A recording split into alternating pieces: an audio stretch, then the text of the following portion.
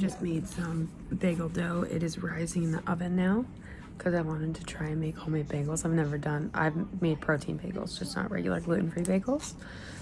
So I'm making those now. They are proofing in the oven.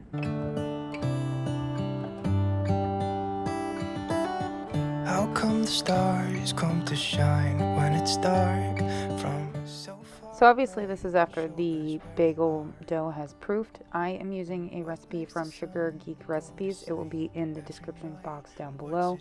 And basically what has happened is my dough has risen and I'm now splitting it up, and I'm going to be shaping the bagels themselves. So you are breaking up the dough basically into your individualized bagels, and then you put a hole in the middle and stretch them out. You want to create basically the size of your bagel. If you want jumbo bagels, mini bagels, all of the above. A little bit scared of heights. Why does the rain always keep on pouring down when it's gray outside? So the recipe I am following says that it makes 18 bagels and it takes 10 minutes of prep time and 20 minutes of cook time. But obviously that doesn't, allow for your resting time and stuff like that. So what you want to do is you want it to proof for 30 to 60 minutes for the first time, or at least until it's doubled in size. You can also proof it for 90 minutes if you're using active dry yeast instead of instant dry yeast. Then obviously you divide it, which is what you're watching me do right now. And then you shape your bagels into a ball, poke a hole in the center, and then you stretch it about 2 inches wide. And then you let them rest for 10 minutes. After you let them rest, obviously that's when you are going to do a water bath, and then you're going to cook it after that. But for right now, you're just watching me shape them before the water bath. Yeah, it makes me wonder. So obviously now they're all shaped. I can wait 10 minutes and then I can start the boiling process. Oh, I wonder.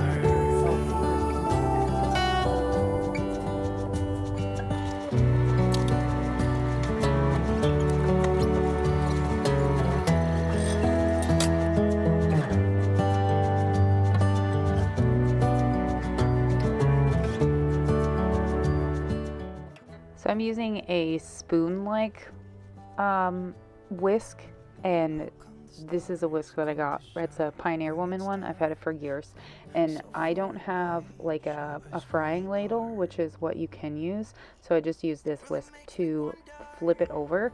So what you want to do is you want to put it in the boiling water for about I want to say 30 seconds, 25 to 30 seconds on each side, and then you want to place it on parchment paper.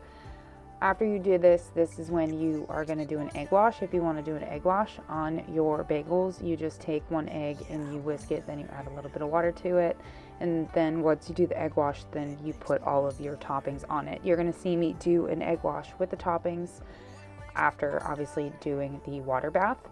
And when you do after you do the water bath, what you want to do is the parchment paper you're putting them on, you want to make sure there's semolina flour or corn flour on it, and that prevents the bagel from sticking onto the parchment paper before you start the baking process. Trust me, it's super simple, super quick, and you can use semolina flour to actually make pasta. The semolina flour I'm using is from Bob something. It's a fancy one. It was like $7 for the bag. I bought it a little while ago so I could make homemade pasta, and I didn't. And now that I started using it, I'm definitely going to follow the recipe that is on the back. So now I'm doing the egg wash, and I'm going to be putting the toppings on. I'm going to be doing onion bagels and everything but the bagels, and then just plain bagels on the side as well. I just wanna see your shadow next to mine. And you want to make sure that your oven is preheated to 425, and you're going to bake this for 20 to 25 minutes or until they are golden brown. And trust me, they are majestic.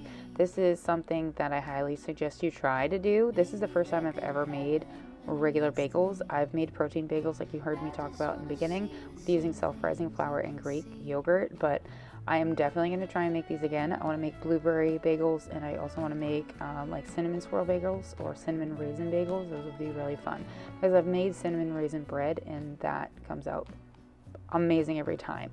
So that, my friends, is today's cook with me of bagels. I hope you guys enjoyed, and don't forget to check out the recipe in the description box below. Bye everyone.